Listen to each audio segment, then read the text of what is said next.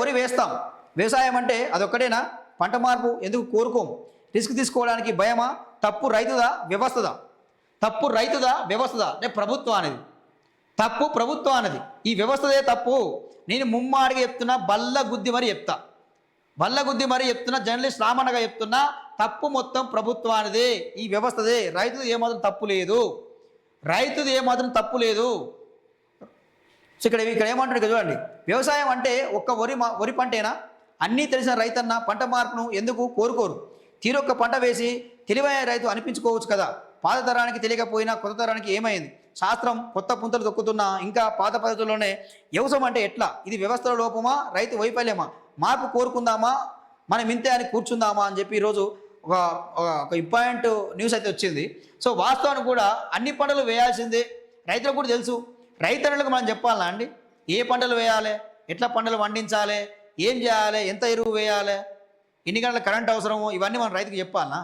రైతుకు తెలియదా? ఏ భూమిలో ఏ పంట వేస్తే ఎంతమంది అని తెలియదా? సో ఇక లోపం అంతా వ్యవస్థలో ఉన్నది, ప్రభుత్వ లోపంలో ఉన్నది. రైతు పండించిన పంటకు ఈ దళారులు మొత్తం కూడా మోసం చేస్తూ ఉంటే, రైతు పండించిన పంటకు ఈరోజు గిట్టుబాటు ధర లేకపోతే, మద్దతు ధర లేకపోతే మరి రైతు ఎక్కడికి పోవాలి? ఈరోజు రైతన్నలు అప్పులు తీర్చలేక, వ్యవసాయంలో వచ్చిన నష్టాన్ని భరించలేక ఆత్మహత్యలు చేసుకుంటూ ఉన్నారు. మరి దీనికి ఒకటి సమాధానం చెప్పాలా? ఈరోజు బాగానే రాసినావు, అరే వరి పంట ఒకటే వేస్తారా, పత్తి పంట ఒకటే వేస్తారా అని చెప్పి ఈరోజు దిశ పేపర్లో రాసిర్రు. సో దిశ పేపర్లో రాసిర్రు, సార్ ఓకే అన్ని పంటలు వేయాల్సిందే, కరెక్టే. మరి ప్రభుత్వం ఏం చేస్తుంది?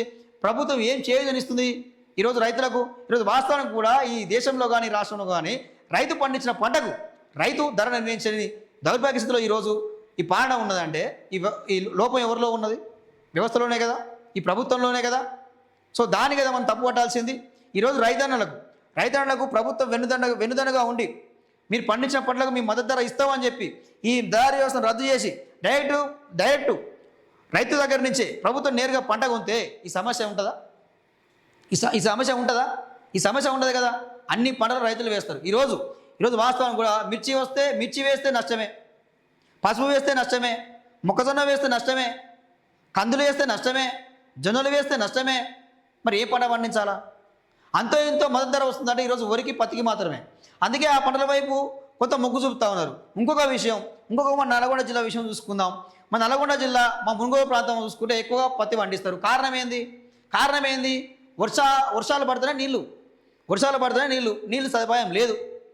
వేరే పంటలు పండించాలంటే వర్షాలు మాత్రమే పడాలా. ఈరోజు ఇరిగేషన్ ప్రాజెక్టు పూర్తి కాలేదు, ఆ ఎస్ఎల్బిసి పూర్తి కాలే, మాకు డిండి లిఫ్ట్ ఇరిగేషన్ పూర్తి కాలే, ఆ చెర్లగూడెం పూర్తి కాలే, మాకు నీళ్ళే అందవు.